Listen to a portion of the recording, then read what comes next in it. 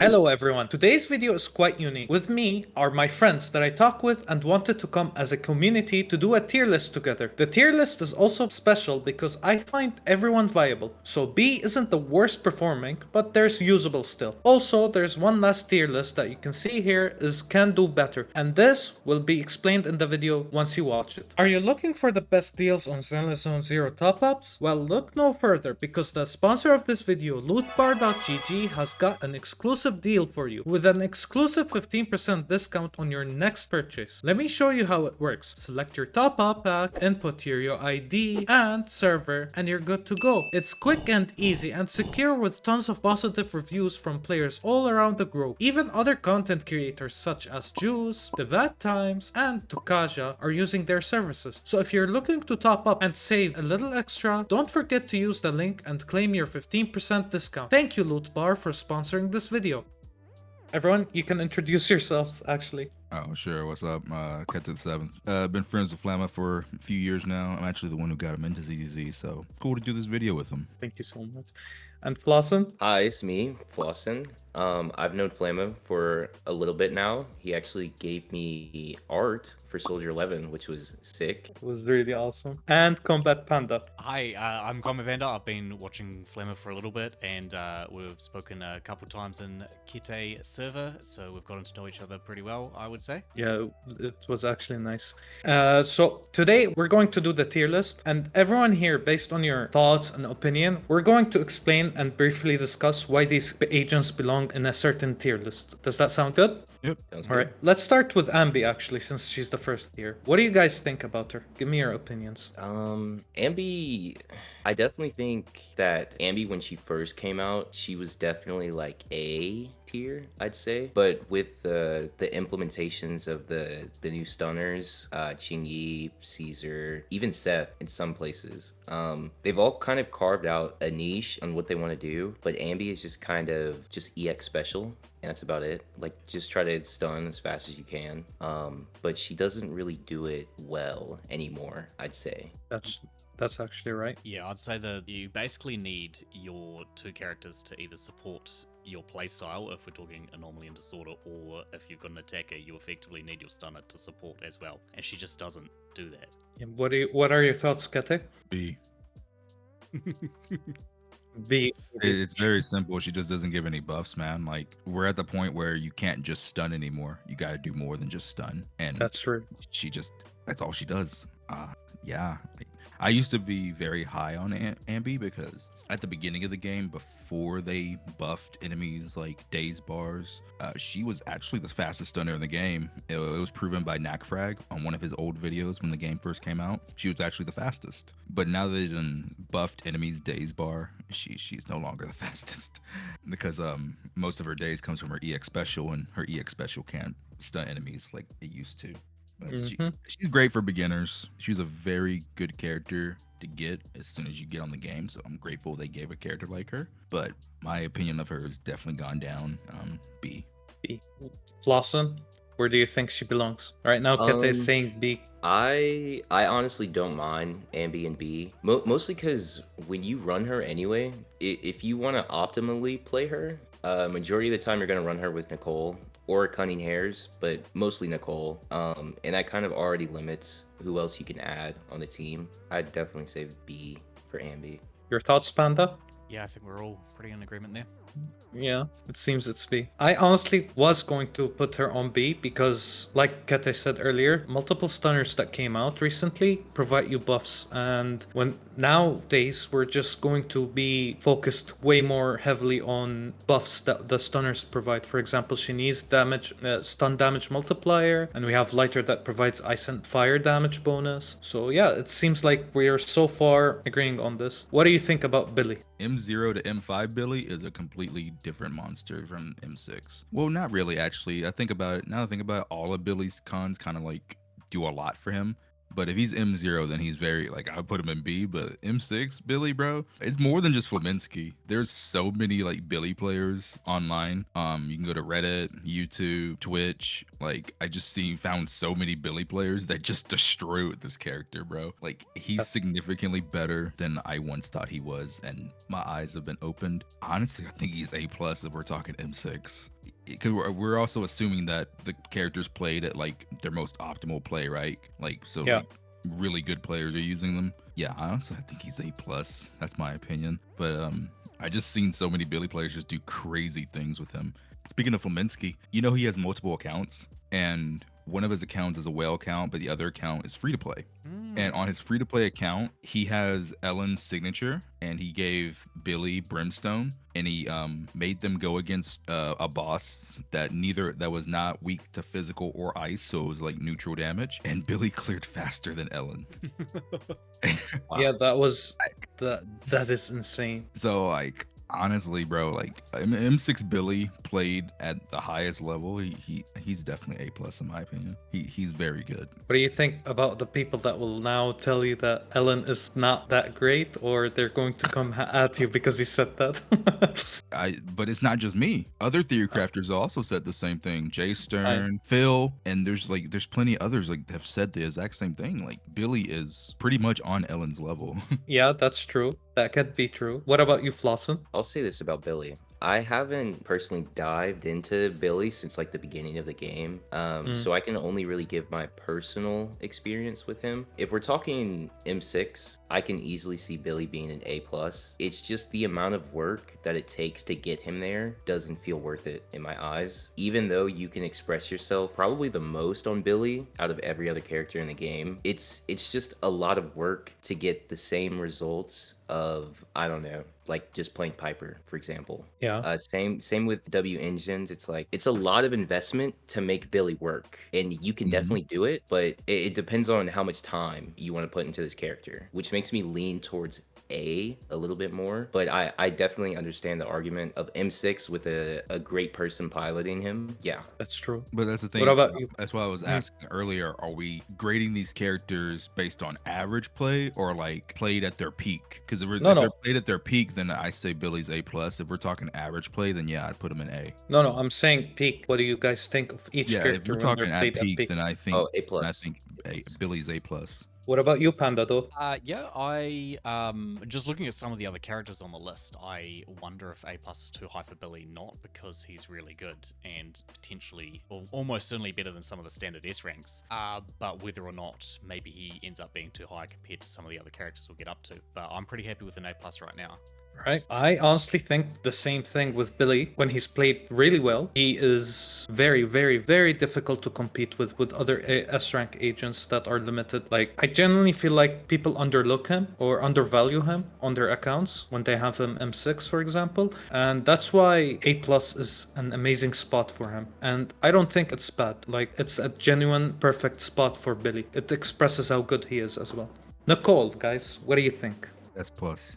Man, I agree. I have been playing Nicole since day one, and like the defense shred, it is just incredible. We've had a couple supports come out, but none of them have been to the level of Nicole. If you have her properly built, you never run out of your EX special. You always have the defense shred up if you know the rotation. Nicole just adds so much. And with extra mindscapes too, I can't remember the exact one, but just holding the EX special, making the duration and the range bigger, last longer. Oh my god, it's great. I love Nicole so much. Play her every day. Yeah, but she's just so universal, man. Like, put her on any team, she just works. And the ultimate change was massive for her. So now, like, it's so easy to just keep 100% uptime on her buff when the enemy's stunned. Yeah, she's best support in the game right now.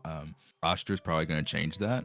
But even if Astra comes out, that doesn't mean Nicole automatically becomes worse. She's still an S+ support. And now that just means that you can put Astra on one team and put Nicole on the other. So, Yep. yeah, S+.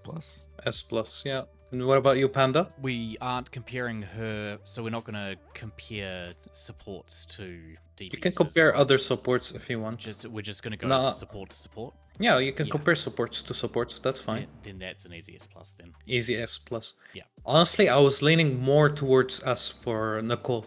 Mainly because nowadays we're getting more enemies that are aggressive. She's leaning towards S because of that. Like, let's say the enemy isn't stunned. Nicole's buff value becomes like you have to rush through, let's say, that defense threat moment. Right. And I can see her functioning really well on S plus as well on a stunned enemy. But I was maybe considering like high tier as not even S plus. Maybe at the end of S plus. Okay. I'll also What say it- too that Nicole is the only agent in the game who can consistently group mobs, or which makes me want to put her above the other supports. Yeah, that's true. Yeah, That is very true. If it wasn't for her yesterday, I wouldn't have been able to get my 34-second speed run. It's because of Right. Nicole. We can agree, at least we can agree that she's on high end S or Yeah. end S plus. All right. For the moment. What about the most, like, the character that I hate the most? Nekomata. Yo, my main. You hate Nekomata? I honestly, like, I cannot express why I hate her, but like it's just me genuinely I feel like she could do better, you know? I could see her doing better, but I don't know, like it just feels like they rushed her with the kit, in my opinion.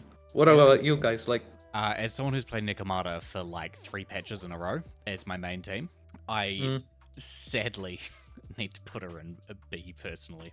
Her damage is, even if you do the stuns and all of that kind of stuff, her damage just seems so very underwhelming. And she's one of my agents that's actually relatively got decent discs. They're not insane, but they're decent.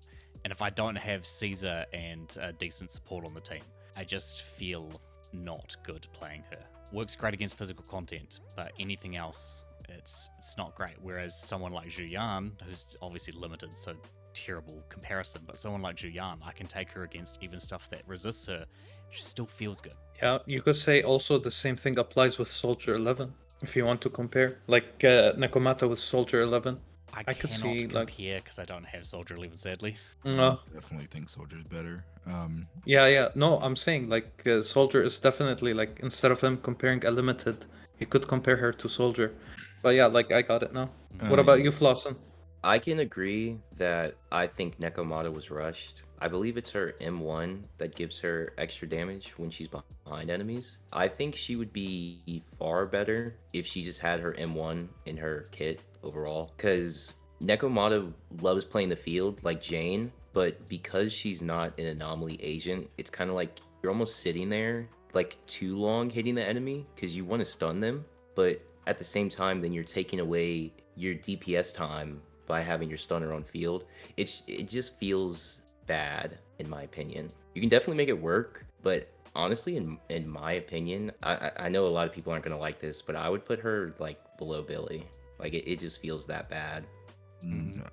No, she needs to go and be with Anby. I'll be- tier.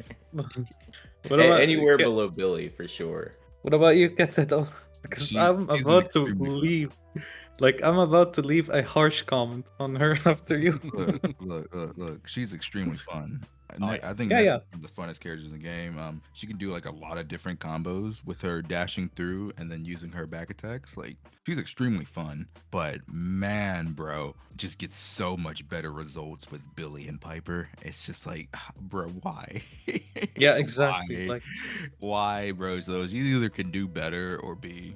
I agree with you 100%. The only, like, I would put her not on B, but can do better, in my opinion. Mainly because of well, you need to attack behind the enemies. Well, yes, she has that in her kit. I don't think the game is going to be really encouraging afterwards if you don't have, like, someone that can safeguard her to go through behind the enemy with her skill, you know? So, like, overall, I think she could get a can do better. Unless, who knows, maybe, like, next patch or, like, the next big patch, we get something like her kit where we need to focus on we need to focus on bosses attacking the boss behind their backs, but I don't see it functional that much. Maybe a taunt could work for her, but can do better is something that I would put her on.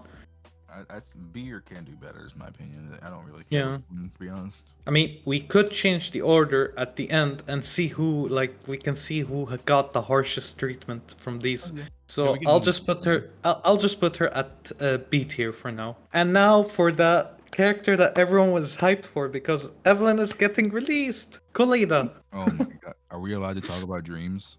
You can talk about anything you want. We can talk about dreams. Not wet The dreams. fact that the fact that Koleda is 35 to 40% worse than Qingyi or lighter for Evelyn is crazy. It's crazy, bro. It's Yeah. like, oh my god, we want it's like for so long, I and so many people have been saying we need a DPS character that can take advantage of Koleda's chain attack buff. And then Evelyn is coming out, and we're like, oh my god, finally. And then everybody does the calcs, and they're like, hey, yo, did we miss a 0 or something? Because like this is saying 40% worse. Wait, what the fuck?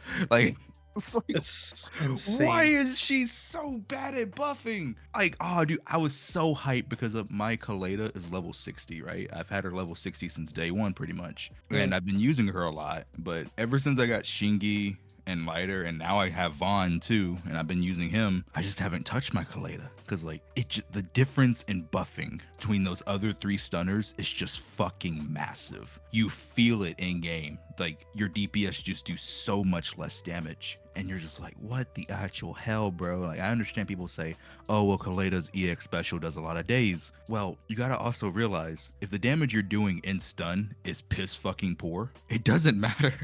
That's true. It doesn't matter. Like, That is actually true. I wish Koleda was a lot better. I like her. I like her as a character a lot. I think she's super fun. But dude, she's just not it, bro. Like they need to change her core passive. They really do. They need to change it so she's buffing chain attacks and ultimates. Maybe that'll make it better. But it's just, and then it only buff chain attacks in stun as well. It doesn't buff chain attacks outside of stun, right? Because I'm pretty sure Evelyn can do chain attacks outside of stun. Yeah. So the fact that Evelyn's not getting that buff because she can do chain attacks outside of stun too, that makes oh dude, I feel so bad for Koleda, bro.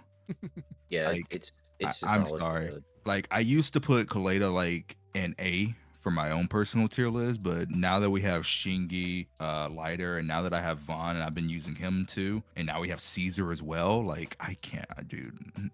Maybe I'm being harsh, but I put her in B. But if you want to put her in A, then she's at the very bottom of A. Like I wish she was better. I really do. Dude, yeah, I'll be honest. Like I kind of made my thoughts known on Koleda, especially when Lighter came out. Like she just has so much to compete with. Her kit is just it's like Anby's. It's basic. It's very easy to understand, but it doesn't add anything to the team besides like the chain attack buff. Which, if you're not aware of it, like it sometimes doesn't even work if you're not like fully understanding your rotation. It's just her. She's not easy to use.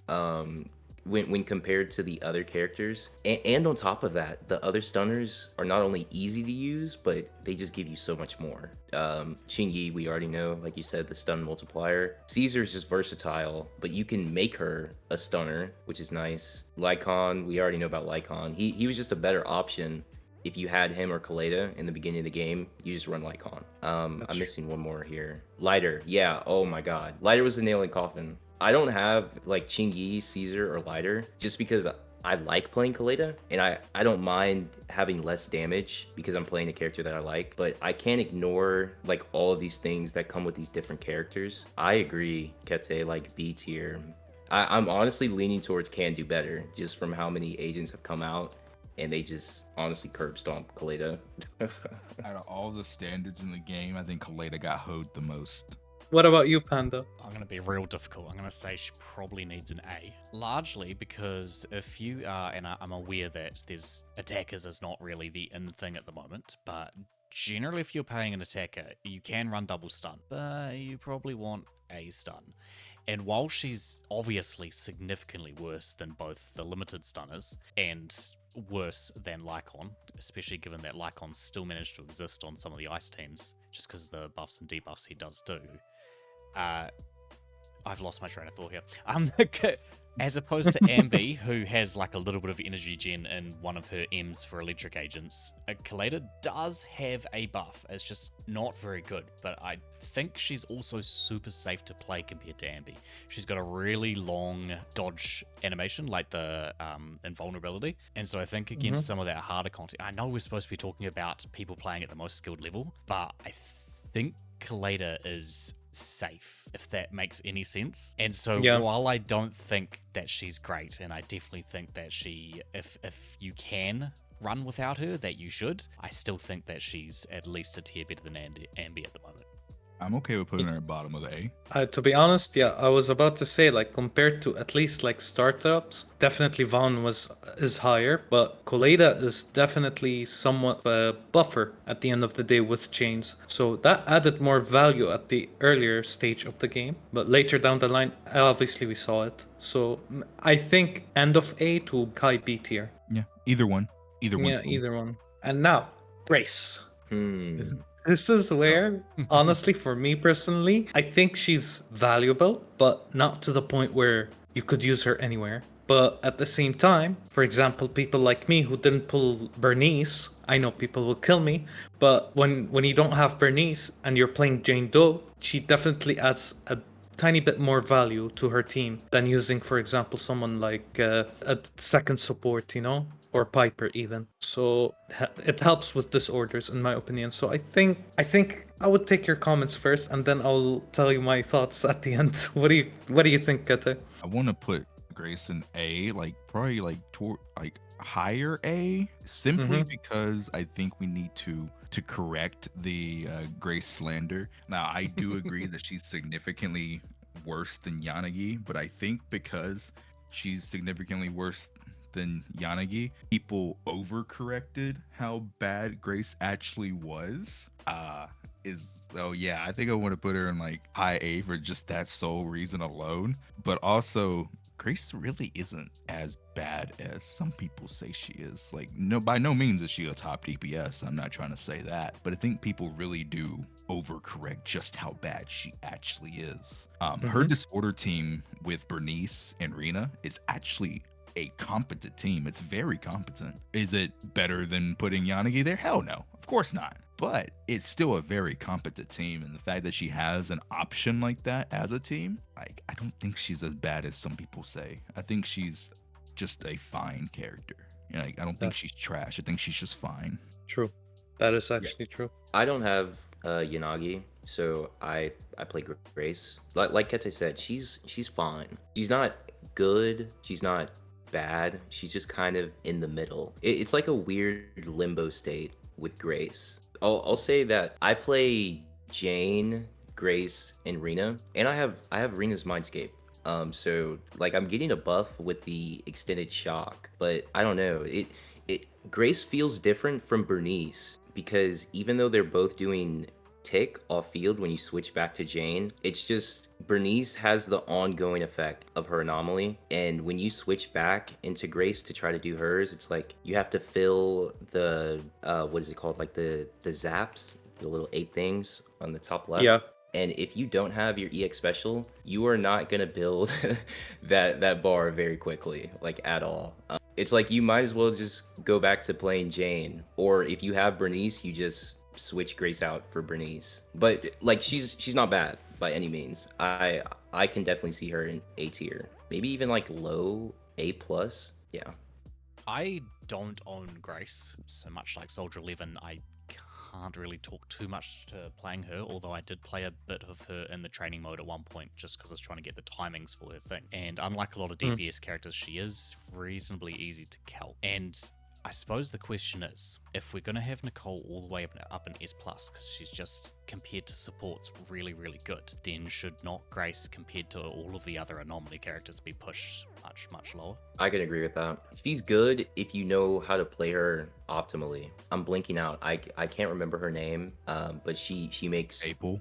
Yes, April. She makes Grace look insanely good, right? So her ceiling is there, for sure. But again, like with the influx of new agents, especially Yanagi, just her being able to proc Disorder by herself, it definitely diminishes Grace's value overall. But yeah, it's not to say that she's bad by any means.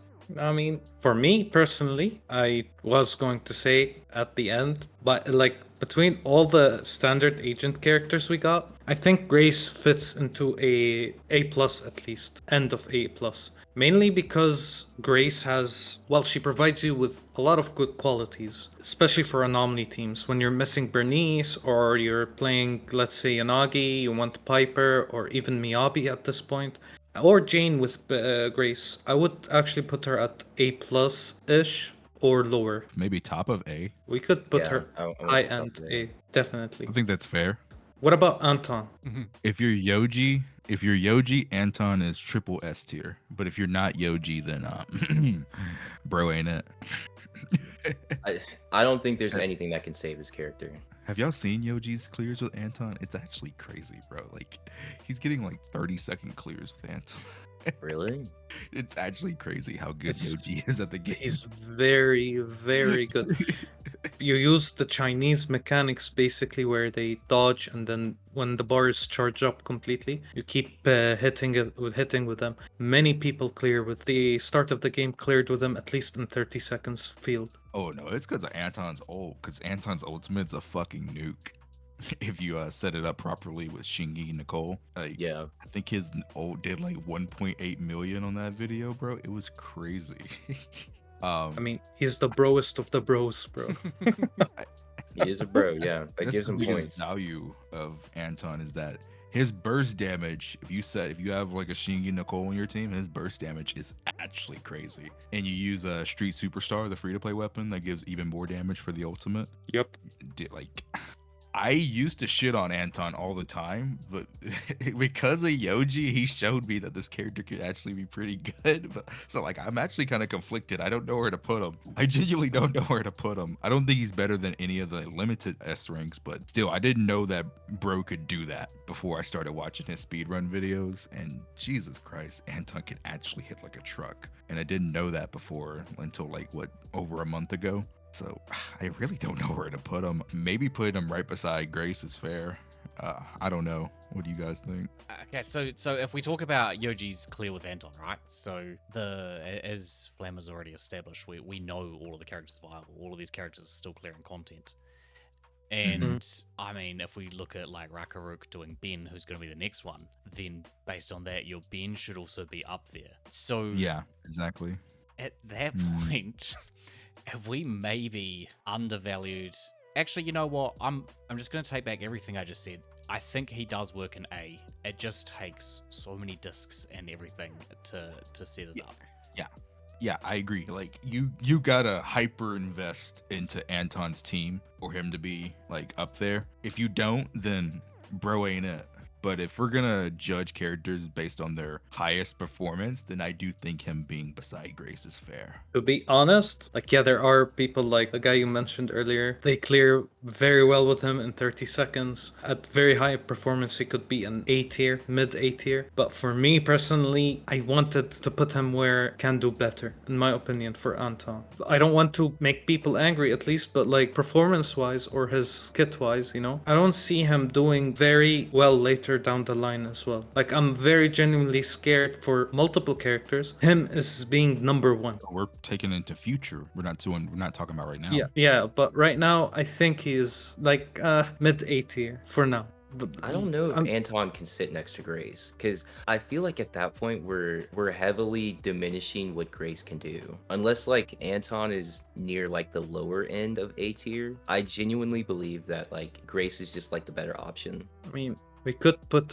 high B tier. Like, my final thought for him, high B tier. Yeah. I don't know about you can- guys. See, that's again though. That's why I asked earlier: are we basing off of a character's max performance? Because Anton with Qingyi Nicole played very well, is next to Grace in my opinion. But are we just going off of just how we think the character is in general? That's why I asked that question. I guess a follow-up question is, in a team with Anton, Qingyi, and Nicole, is Anton doing the carrying? carrying, or are Qingyi and Nicole? But you could say the same thing about Grace then, because of Yeah. Burnice. Absolutely. Because Grace's best team is with Burnice. Mm. And Burnice does a lot of the heavy lifting. You take Burnice out that team is going to perform significantly worse. Yeah, because she wants the disorder so hard. So maybe we'll see this kind of lay out then as we get to the more Yeah. quote unquote meta characters, I guess. Let's for now put him on end of A tier. Yeah. At least for now. And I think All right. Ben needs to sit next to him.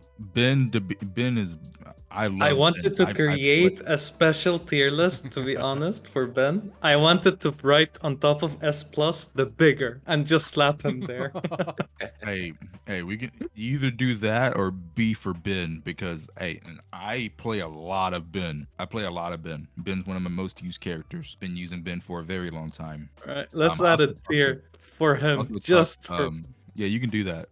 But I also talked to Rakaruk, the Ben main, who does all the crazy clears with him. And even still, even then, I still don't think Ben is all that, because anytime I take Ben off the team and I replace him with another support, the team just performs significantly better. Mhm. So it's just. I think Ben is. But The yeah, bigger. he can be the bigger, because he is the He bigger. is the bigger. Because Ben is. He is the biggest, in my opinion. Like honestly, for me at least, I've seen people play him as a DPS as well, and I know that I don't think Flossin knows this news, but basically, like, there's a war between the like people kept telling me there's a war between Ben Bigger DPS versus the Soldier 11 mains, and Oh, that stop, made me bro, stop. that made me laugh a bit, to be honest, but I don't Yeah, know. man, that's crazy. Everyone knows Ben's a way better DPS. I'm gonna cry, dude. I'm gonna cry.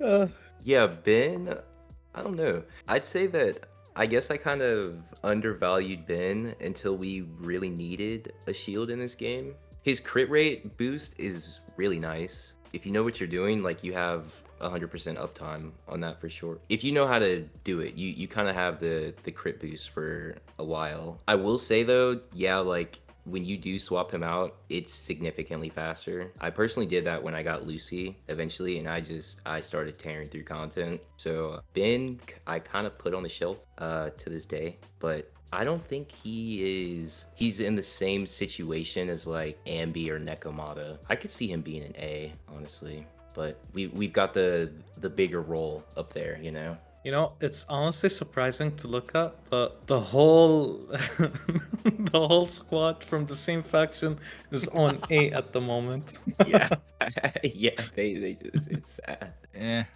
don't know, man. Like I said, I use a lot of Ben on stream. I use a lot of Ben, play a lot of Ben. He's extremely fun. One of the funnest characters in the game, like bar far. But I think my justification for putting him in like top of B is kind of because, like I said, any team I play with Ben and then I go back and play the same team and take Ben off, the clear time is just massive. It's a massive difference. It's actually such a massive difference. It's like, dude, like, he's so much fun, but if you're talking like clear speed, he ain't it, bro. Like, you're honestly probably better off just running him as like a main DPS and just buffing the hell out of him, kind of like what Rakaruk does. Yeah, I that's think true. that's his strength. Yeah, like, he actually can do a lot of damage if you're buffing him specifically, but if you're running him as a support, okay, I'll say it like this then. As a DPS, he's probably A, maybe even low A plus. He's actually pretty decent. He does a lot of burst damage. But as a True. support, I think he's B, bro. I think he's B as a support. Because the 16 crit rate is nice, but when you compare all the other buffers in the game, giving damage percent, stun damage bonus, shredding resistance, attack buff, he just can't compare as like a buffing support. He just can't compare. So are we gonna rate him as a DPS or as a support? Because if we're rating him as a support, he's B in my opinion. Even though I'd say support, because if we do DPS, this tier list will get out of hand very quick. Yeah.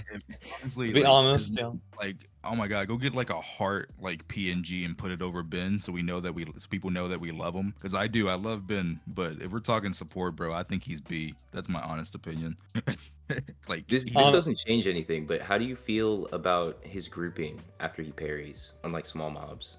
Do you never consistently noticed like it. group? I never notice it. Oh, really? Okay. It's not that consistent. Panda? I'm once again going to be the difficult person. I don't think it's fair to judge him as a support, right? Because You he's wanna judge him as a DPS? so bad as a support. Yeah, Exactly, I genuinely think that if we want to be fair to Ben, we judge him as a DPS. And I know that you said that gets Okay, tricky, then yeah. but I think there's only one other character on here that would change anything, and that'd be Soukaku. I think every other character is like, you're not going to argue about support Lucy dragging her down, right? Because she's just a good support, so you wouldn't run her DPS. But Ben, you would run DPS because he's not a good support. Yeah, that's what I was saying. Like, we're rating him as a DPS, then okay, I'm okay with him being either high A or hell, maybe Ragnarok's just been way too much of an influence on me, but maybe low A, maybe, but probably still A to be honest. But if we're gonna rate him as a support, oh god, no, he's B. So which one are we doing? We're doing DPS? Are we We're rate gonna him as do. DPS? I think we're going to listen to Panda's advice because honestly, I'll just say it like very clearly. Ben, with his buffing capabilities, they're not good enough. A 16% crit rate is just something that no attacker needs, and like every attack agent that we've gotten so far is having an passive that provides crit rate or crit damage and fire damage bonus on their passive. And Ben, I think he was really dedicated to Soldier 11 playstyle, but they failed on it. So I think that putting him on high-end A or low-end A plus is a great option. Now this comes down to you guys. What do you think? Okay, if we're gonna rate him as a DPS, that's fine. Yeah, go ahead. But I'm already thinking of the characters that we're gonna put on A plus potentially, and because of that, I can't put him A plus. I would rather put him top of A. Yeah, Alright. I think Top A. like in front of Koleda, or I don't know the calcs with Grace. We'll go with A for now. Second, behind Grace. We're moving on to Soldier, right? Yep, we're going to Oh, actually start with Flossin on this, to be honest, because he's the man of the hour. I want to see his thoughts on Soldier Shouldn't we let 11. him- shouldn't we let him go last because he's the man of the hour, so he can? Yeah, you know, I'll let you guys cook. This time, Alright. let's switch it up. So, Panda, give us your thoughts. As I mentioned earlier, I actually don't have Soldier 11, and I haven't really played with heaps of her. I am pretty sure from when she's appeared in like Agent Story and stuff like that, she has felt decently strong, although I haven't played her in, a couple months. But the most like blind opinion, because I just haven't played either of them very much, I think she's better than Grace. But I Okay. haven't played much of either, so that's just where I sit. I'm probably wrong. All right. What about you, Kette? Okay, so I love almost every day texting Flossin how much I hate Soldier 11. I love getting under his skin. so much. I love it so much. I love showing him my clear times and my lighter. It's like, can your Soldier 11 do this, big boy? You know, I love getting under Flossin's skin, teasing him. But even then, I made sure to build my Soldier 11 when lighter first came out, because I did about 4 hours of pure like raw testing with Soldier 11 with M0 lighter before I activated Mindscapes on him. And even now, I'm still using her as one of my teams for Deadly Assault. And I can confidently say that I think she's A+. As much shit as I give Flossin about Soldier 11, I do think she's an A+ agent.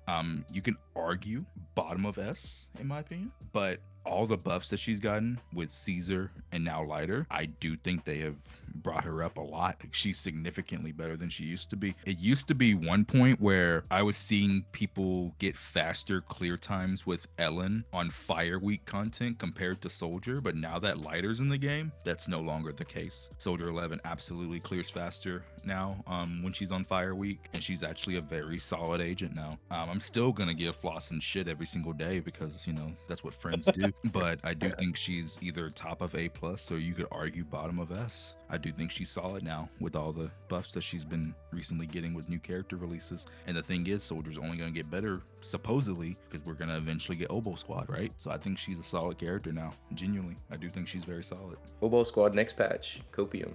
I honestly think she's like, when she's paired with lighter, I think she's definitely ahead of Billy. Definitely. I would agree. And top A+ tier is something that is self-explanatory in my opinion. Like from the start of the game until now, I've been seeing people either talk bad or good about Soldier 11. And when I saw Flossin's video, he hit the nail on the coffin. She's honestly amazing. She's not bad. She's not terrible. but I feel like what was holding her down was buffs, for example, like lighter. And I think we're getting more later on. And Astra is one of them. One of the agents that attack agents, at least, that benefit from her a lot is Soldier 11. Mm-hmm. So I think now we are going to see more availability for a Soldier 11. So I would put her at high end A plus. But we're going to leave the man of the hour and give us his thoughts. Tell us, Flossin. I will say this about Soldier. The main thing about her is that you need to be aware of fire suppression and how it works and how you trigger it. I think I kind of opened a lot of eyes with my guide,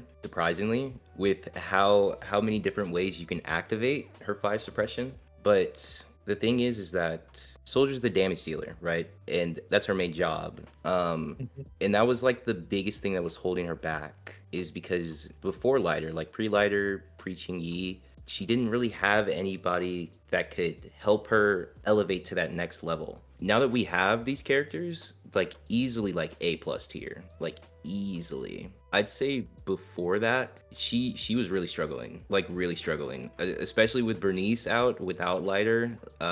It really diminished her for sure. But now that we do have the right agents for her, she's definitely a tier higher. So I could see her.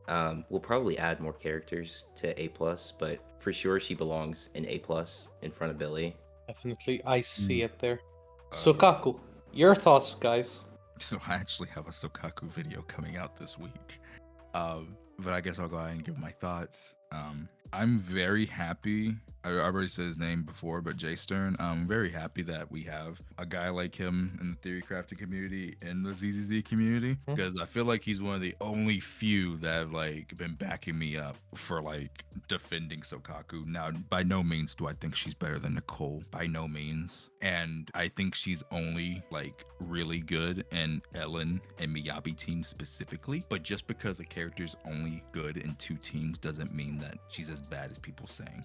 I think people over exaggerate severely how clunky she is. I think they over exaggerate how slow she is on everything. Like, because I did the test, right, and you'll see it in my video coming out, like a side by side comparison, like how actually like slow people think she is, and I compared it with other supports. And it's nowhere near as bad as people say. And even though she takes a couple seconds, sometimes 3 seconds longer to apply her buffs, you got to remember her buff lasts for 30 seconds. Name another support agent that's not Caesar, because Caesar's defense, right? That gives support. Mhm. But name another actual support agent that gives a 30-second buff. I'll wait. Yeah, No. like Lucy's like half. Lucy's half. Lucy at max is 15, but most people tap Lucy, so it's only 10. Most people don't use tap Lucy. And then Rina, God, if you don't got M1, Rina is that shit runs out so quick. But you gotta factor in that Soukaku's giving a 30-second buff, so you don't have to worry about reapplying your buff for 30 fucking seconds. And usually what happens is that 30 seconds is long enough for your DPS to do the damage they need to do outside of stun and still cover the entire stun window as well. That's happened to me a lot with my Ellen, where Soukaku's buff lasted the entire time outside of stun and through the entire stun window as well. And I didn't until I had to reapply the buff, right? And then another big thing about Soukaku is most people, and I believe that not, she's not a character where you need to just put attack energy recharge on. That's what most people do. Most people do either triple attack or attack energy recharge. Like, no, you are severely limiting yourself with Soukaku if you don't give this girl damage. If you don't go crit rate attack and then just get as many crit subs as possible, she does so much damage. You do the math right, Flemma. Soukaku does damage. She does a lot of damage. She justifies her field time for the damage she does. She does more damage than any other support in the game. So even though she's taking a few seconds longer to do her stuff, her damage completely justifies her being on field. And people just don't do that because no one's building her correctly. It's like, I don't understand the Soukaku slander. So by no means, again, am I saying she's the best support in the game. By no means am I saying that. She's not on Nicole's level. But I think because so many people have doom posted her so much, I honestly want to put her either the top of A plus or the bottom of S, bro. She's so much better than people think. She's so much better. I remember when I was using her with Miyabi in the creator server, I was just like, holy shit, like Soukaku's outperforming Caesar. Like, she was. She was consistently outperforming Caesar for Miyabi, and that's because Soukaku was contributing to damage. Soukaku plays with Miyabi's playstyle very well. It's like, as I was telling people in my server, what you can do with Soukaku and Miyabi is you can do Miyabi's enhanced basic attack, and while she's doing that animation, you do a quick swap ult on Soukaku, and it lines up perfectly. If you do it right, it lines up perfectly. The moment Miyabi's done with her animation, Soukaku's already triggering quick assist to get Miyabi right back on the field from her ultimate. So you're doing massive damage on Miyabi and Soukaku at the exact same time, and their playstyles just work so fucking well for each other. I think she's so much better than people give her credit for. So I honestly would say top of A+ or bottom of S in my opinion. But I would love to hear what you guys say. I'll talk briefly about Soukaku because I kind of just built her, so I'm still like figuring everything out. But one thing is for sure is that you easily hit the attack buff on Soukaku if you build her right. So like Kete said earlier, if you don't put damage on this girl, like you should, right?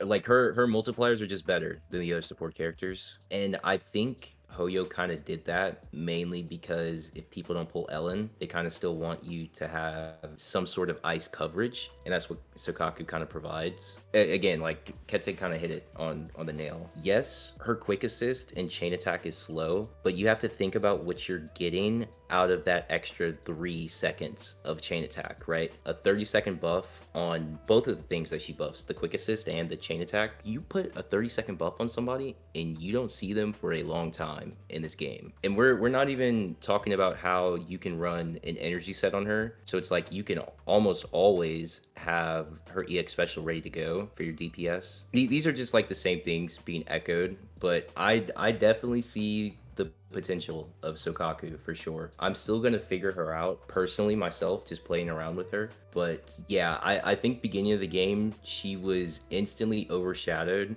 just because it's, oh well, she's a support and she's on Ellen's banner, right?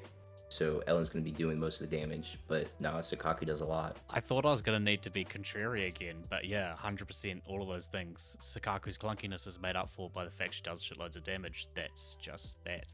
The only way she's bad is if you can single cycle without her buffs, and then saving some time by not having that. But outside of that, yeah, I think she's got the damage to back up the field time. Honestly, I was one of those people that doom posted her about being slow. I'll be completely honest. I know Kete remembers that part. I kept telling him she feels really clunky. But even after testing her in better account and playing her with Miyabi, I was really undervaluing her the same way people undervalued her. So that opened more possibilities for me to calculate her. And honestly speaking, what you guys said is completely true. However, I don't agree on seeing her on high-end A+. I see her on S. Like I said, that's fine. Bottom. If you're gonna put her S, I think she's bottom. I think, yeah, like this is a very fair play in my opinion for her. And I don't think we need to add more comments because honestly, all 3 comments said. I'll say like my last piece about Soukaku. If Yeah. anybody disagrees with Soukaku being above some of these S rank characters, and you have Soukaku, just build her and play her, and you will understand. I honestly just want to say also on top of that, please level up your chains. I beg you. Even if you don't use your chain or ultimate, level it up. Please. It helps. Last thing on Soukaku before we move to Corin, but if you're one of the people who are running triple attack on Soukaku and feel like she's not doing that much for the team, please go level up her skills properly, level up her core, and give this girl proper drive disc.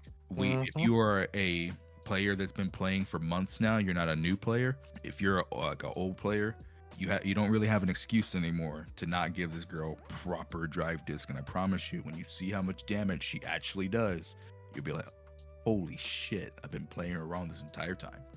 And now we have to go through Corin.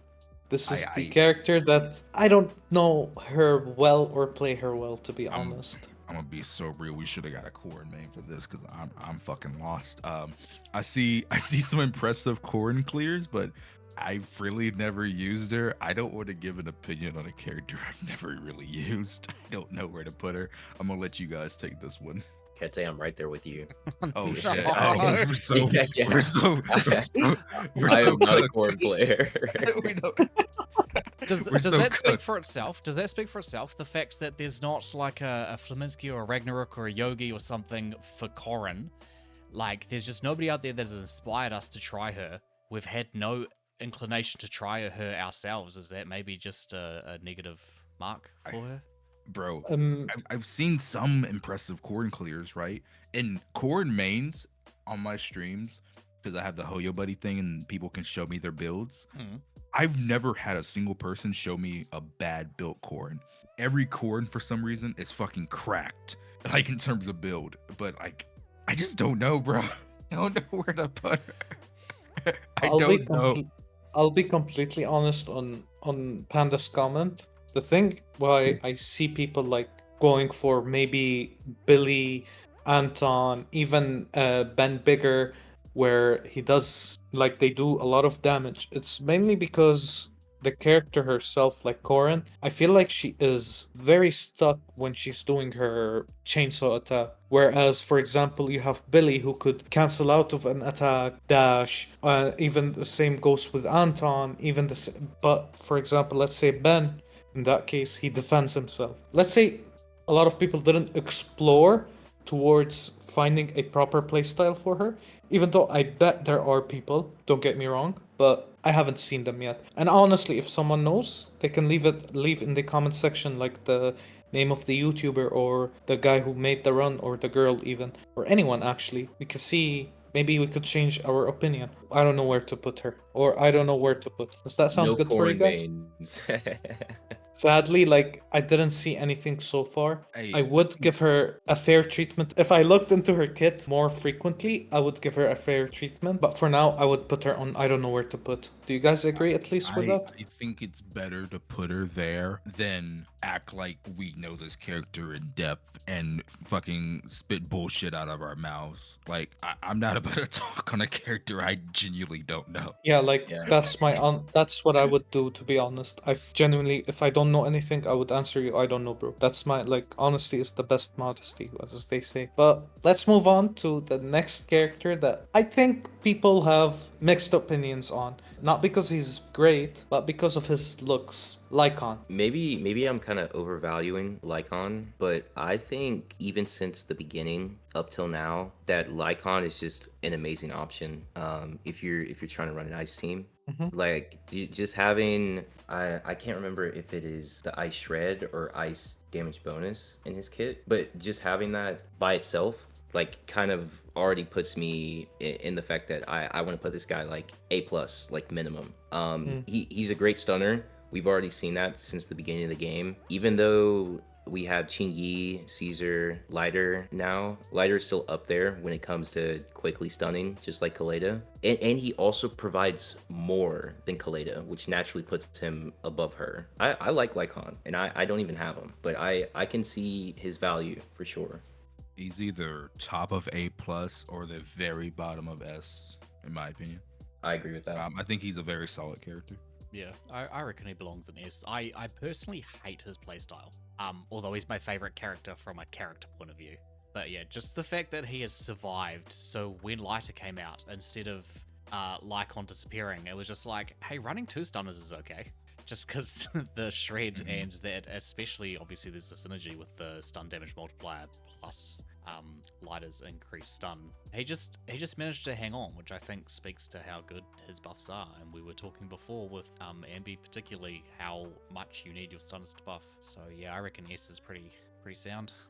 Yeah, honestly, he's an S tier character. Mm-hmm. Whoever says that he isn't because Lighter is out, you're completely wrong. I'll just That's say it dope. from now. That's like no, it's not just scope. Like the matter of fact is the resistance that he gives, the ice resistance shred, the fact that he's a stunner alone. Even when the game got released, I think the value of him is still on S at the moment. And even when you play Miyabi, you could play Miyabi with Lycaon and Soukaku, and it would definitely Yeah, and it do does very way better than anything that I've seen so far. Yeah. So, like, I would put him on S, and it's a perfect explanation. Like, there's nothing to be added. Yeah, to be fair.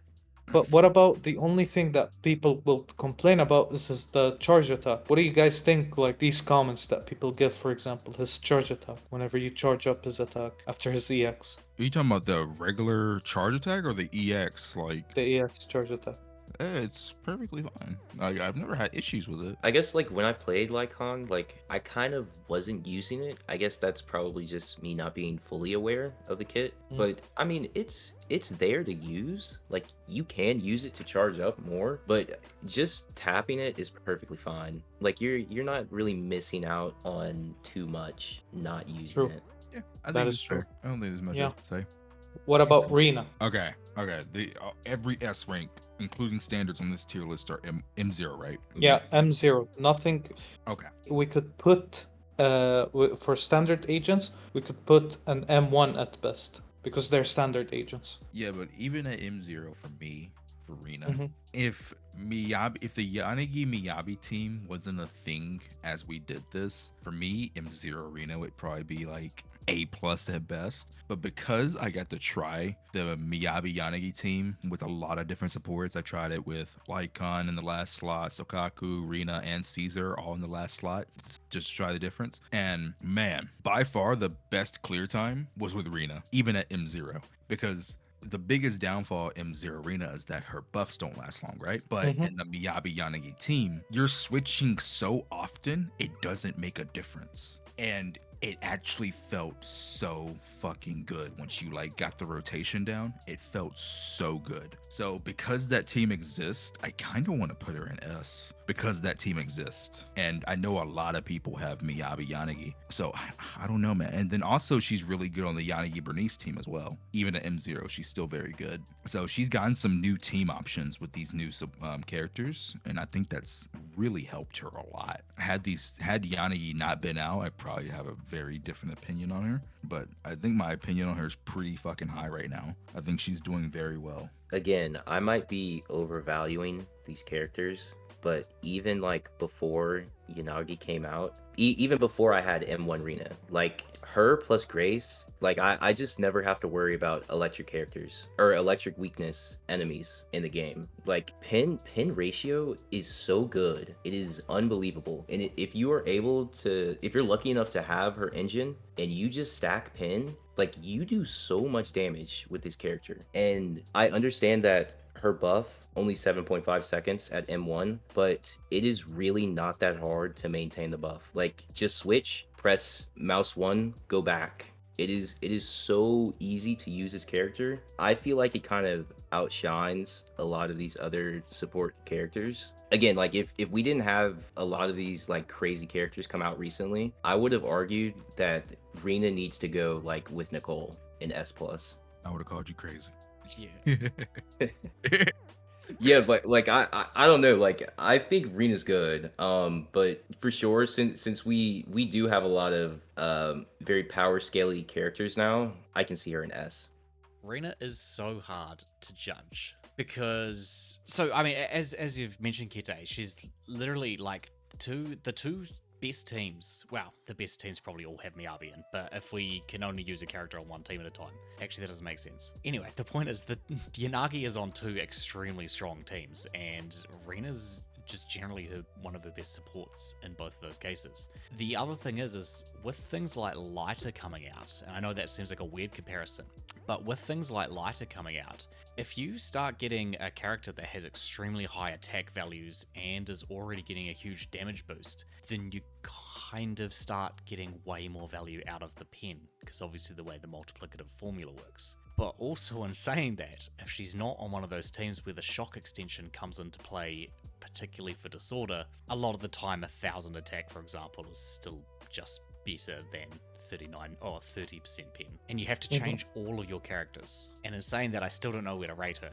I personally wouldn't put her higher than low S. I think, like, for me personally, it's low S as well. While people would complain about Soukaku or Nicole being better, I would totally agree that she is definitely worse than both of these characters. And when Yanagi got released, I remember making a video where I explained, like, whenever you play Yanagi with Rina, make sure that Yanagi at least has pen ratio Peace 5. that increases her value way more.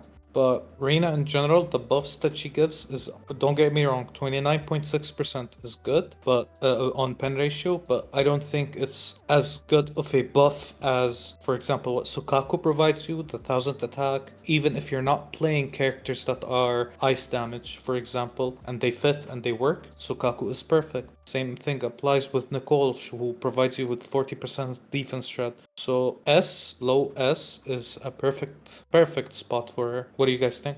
I agree.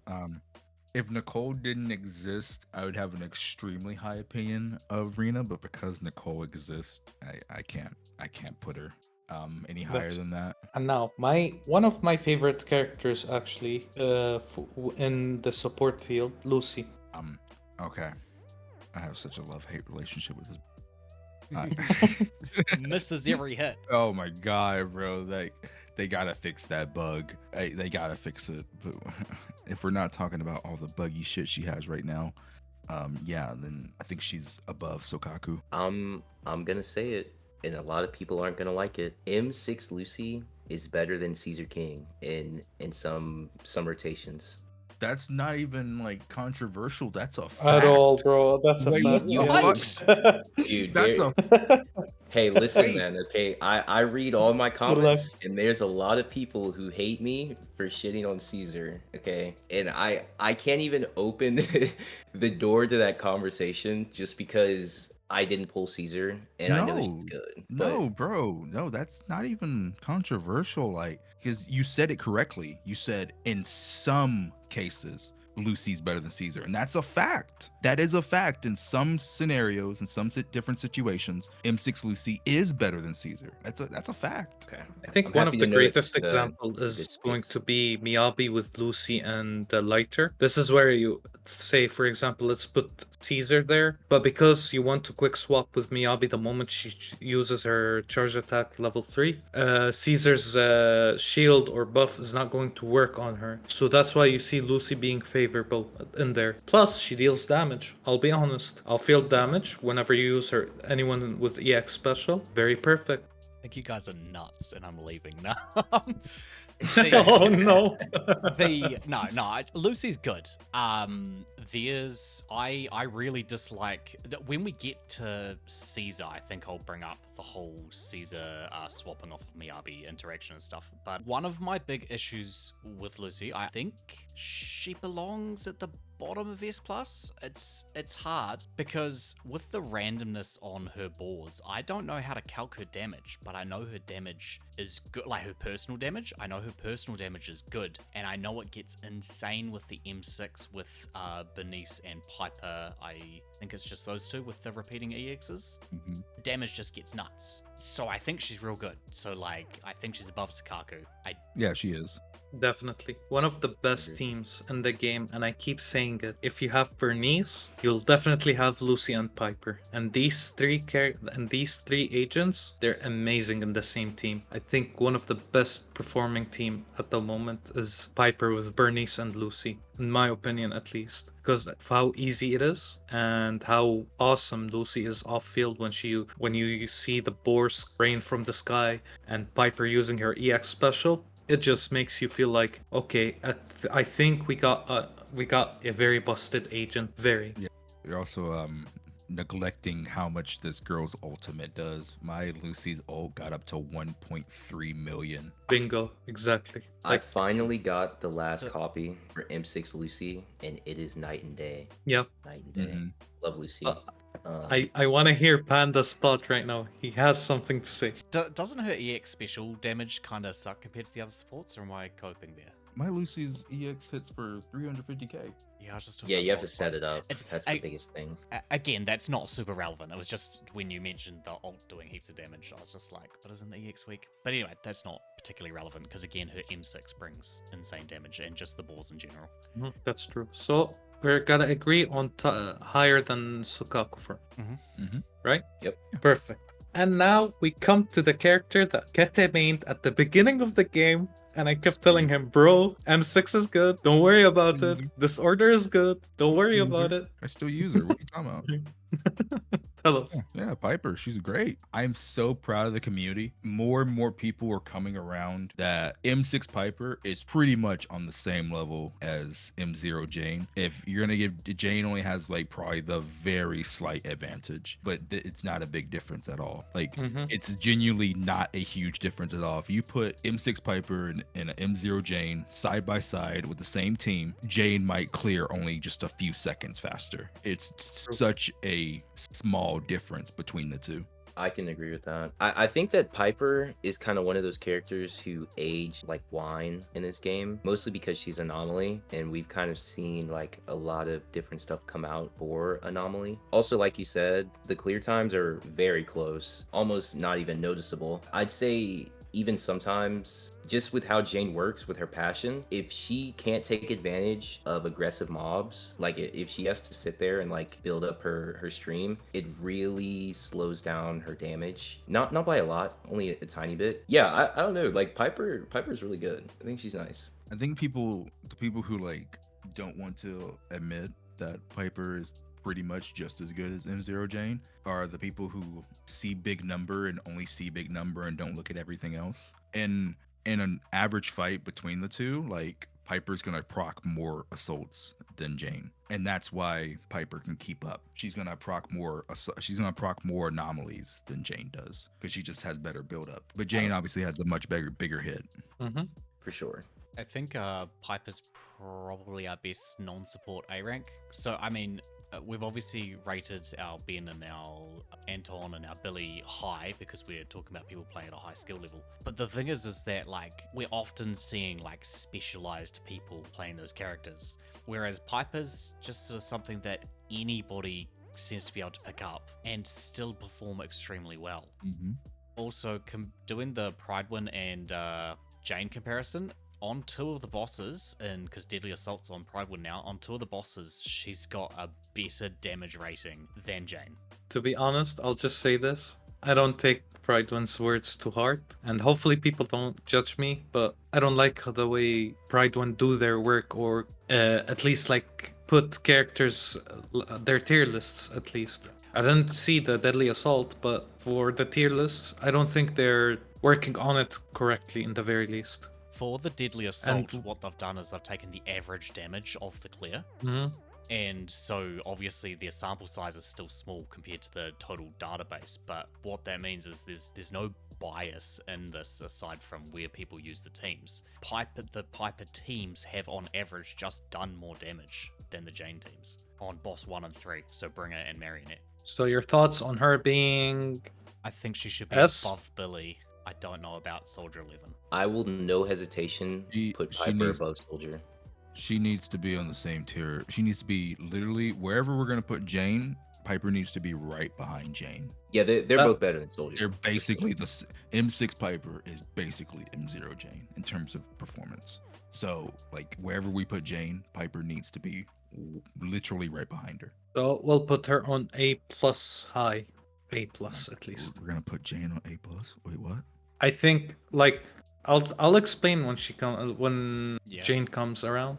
But I understand that people are going to mention that Jane is a solo agent. She could easily solo content. And to that I say you're playing a 3-agent game. You're forced to use agents with each other. And at the moment, at least in the very moment, I don't have I don't see Jane having any team that is really doing as well as Burnice and her. So even then, I feel like she's very underwhelming without proper supports. And until they release good supports for her, I don't see her going above A+ rank for now, at least. But let's go with Ellen. I'll talk first about Ellen because I don't have her. I'll say that I've played on a friend's account who has Ellen, and she feels good. I don't think there's anything that kind of sticks out about Ellen that makes her feel bad.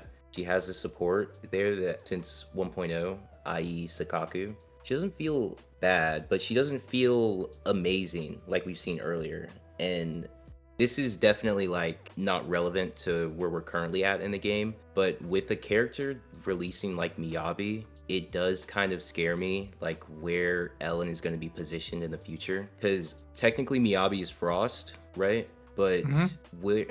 the main thing I'm concerned about is that what happens to Ellen when we actually get another designated ice DPS character? Well, Miyabi still does ice damage, even though her anomaly is frost, right? Yeah, it's still Yeah, nice. yeah. But just And- like what happens to Ellen when she gets direct competition? Because everybody knows that the That- Void Hunter is going to do more damage. Okay, Flossin, do you want to know? We already know Ellen's getting direct competition. If the dreams are correct, then there's an ice attack coming very soon. Yeah. Oh, I might have a dream like tomorrow or something, or like tonight when I go to sleep. We'll see. Yeah. I'm sorry, So- bro. Like Ellen, bro, yeah, you gotta put her on A plus. I'm sorry. I honestly wouldn't disagree there. Would But you? Panda, I want Panda. Like, Panda is silent. I need him to talk. Wait, but before he talks, just one thing. Yeah. I was one of the few people I tried my best to defend Ellen when Miyabi, right before Miyabi came out. I was like, it's gonna be okay, guys. It's not gonna be that bad. And then I tuned into Jay Stern's stream when he was doing old calcs for Miyabi, and I was like, wait a minute, what the fuck is that number? Is that double what Ellen's is? That's double what Ellen. Bro, Miyabi literally does double the damage, bro. It's, oh my god, it's so sad. It's so sad. You know, what's like, for me personally, what's sad, like, I like the agent, like Ellen in general, but Hoyo wanted to make something out of, like, I don't know why it feels like they're testing still at the moment. They're at the stage where they're still testing. They don't want to release very crappy characters, let's say, but Ellen just feels like she's not going to compete sooner or later Yeah. if this keeps up. One of the big issues I have with Ellen is I don't run her on a team with a stunner. I do have her on a team with Caesar, who's, stunner-ish. Big problem I'm having, because, like, obviously early on when Ellen was the best before Zhu Yuan came out, and even then she was still insane. Almost all the best clears didn't bother stunning first. They just kept hammering away with Ellen because she just did so much damage. But I feel like people kept saying the game was too easy, and so the devs made the enemies more and more and more aggressive, and I just think Alan's preferred playstyle now is a bit tricky, because even with Caesar's shield on for the anti-interrupt, your shield goes away real fast because things hit you 3 times in your charged attack. And my Alan's not very well built, because I stopped using her when we got heaps of ice resistance stuff, and at that point she was so strong, I didn't bother farming discs for her. But I'm still clearing all the ice content except for Bringer and Deadly Assault with ease. And so yeah, I think she easy gets in that A+. I think she should still be above Piper.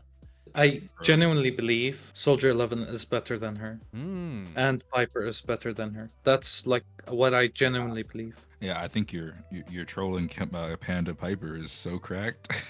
Yeah, like very, very for me, genuinely, when I look at like any type of player, easily, the game is very fast paced. So when they look at characters that don't need that much effort, Miyabi, Jane Doe, or Piper even, they don't need that much effort. They clear faster for them. But however, with Ellen, even when you put the effort, she still needs the field time. It's not justifiable that she does less damage than the other agents because she's taking the field time. Even when the enemy isn't stunned, she has to have the field time to build up the stacks and the passive. So in reality, I feel like what they did was very wrong for her. I don't know, like, I genuinely want to put her on S, but to be fair, I see Billy being better, I see Soldier being way ahead with Lighter, and I see Piper terminating her existence at this point.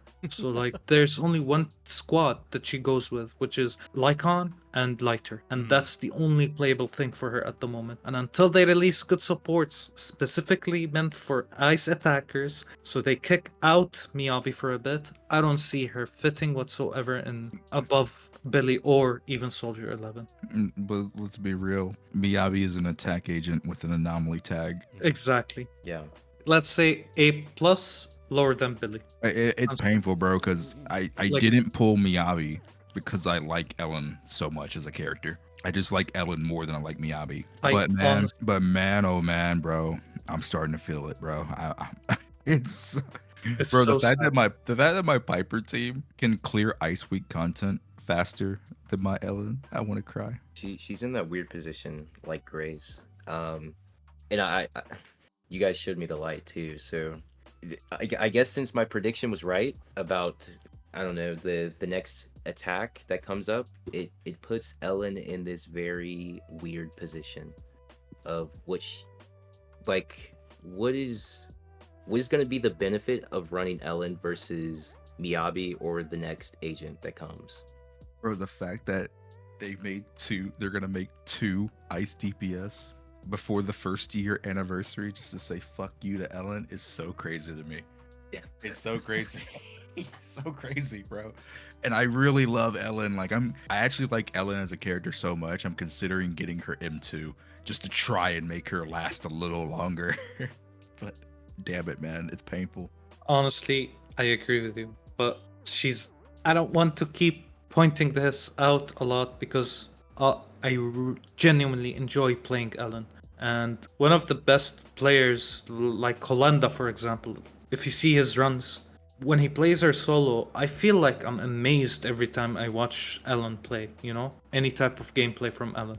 I feel amazed a lot, way more amazed than watching, let's say, other characters like Zhu Yuan, Harumasa, or even like in the future, possibly Evelyn as well. But because there isn't much for me to look at other than it takes a lot of time for her to dish out the damage, and I'm sorry.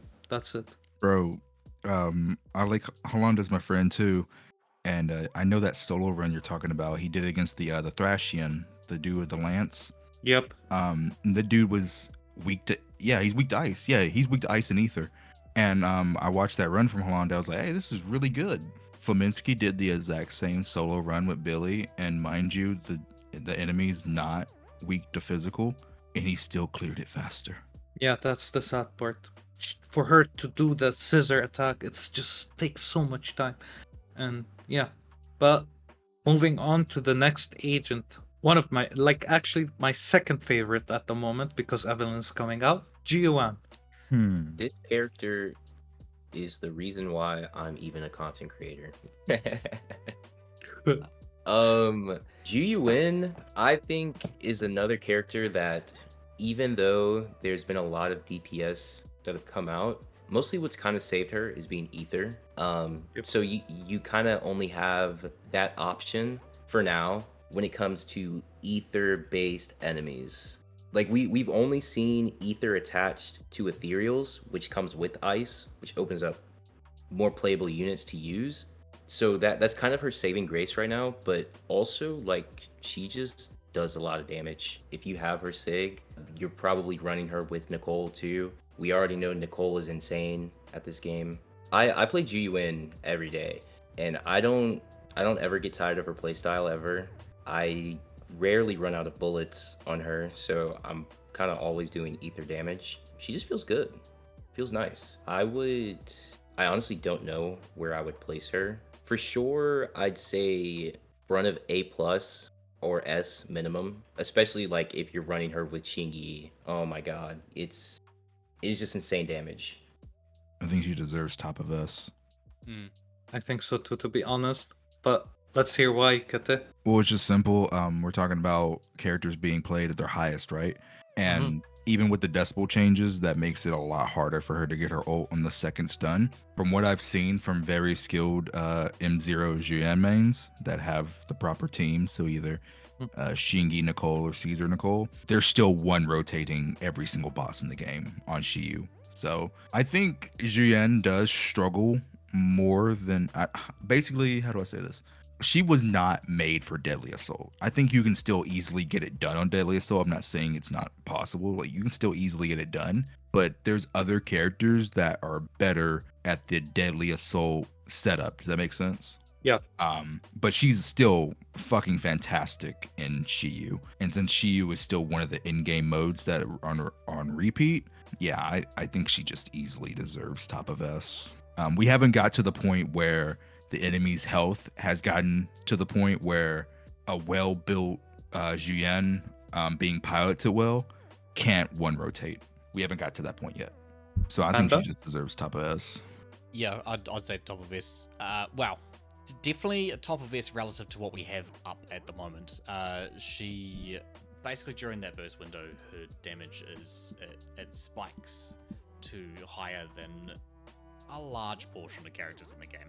Not all, but a large portion of characters in the game. And given that that's what she's supposed to do, which is the burst, and as Kette said, if you do it in one cycle, you don't need to worry about it only being during the burst. She does her job, and she does it really well. Honestly, I agree. And the only person that I've seen like do a proper guide on her is one of your moderators, Kette. Ethan.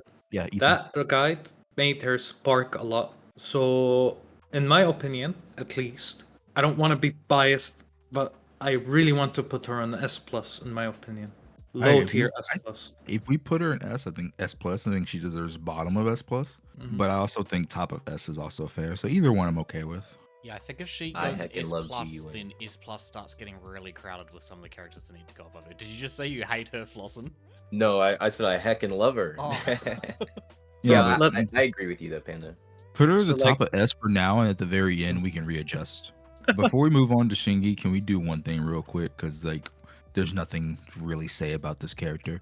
Can you make a tier above Nicole and just title it Miyabi and just put her up there? And so we like, there's nothing to say about Miyabi. She's fucking sure. broken. She's the best DPS in the game, and it's not even close. There's nothing else to say. Yeah, there's nothing else to say. Just put Miyabi up there, bro. Just get it out the way. I'll get it out of the way immediately. Here we go. Just get it out the way, bro. Just get it out the way. Oh, you don't want to tell people how boring Miyabi is? Hey, you. Hey, let's listen. Easiest skip of my life. As much as I don't like the character myself, I'm not gonna sit here and lie. She's by far the best character in the game. It's not even close. Let's move on, because I'll stay in that topic for an hour and still not be satisfied. Shani, what do you guys think? I don't have Qingyi, but from the simple fact that the stun damage multipliers, obviously, again, we're not saying with defense and pen before, it's a different part of the multiplier, which means her stun damage multiplier is just one of the best singular buffs we have. And it shows, like you were saying, with things like the Zhu Yuan clears. I think she's easily an S+, personally.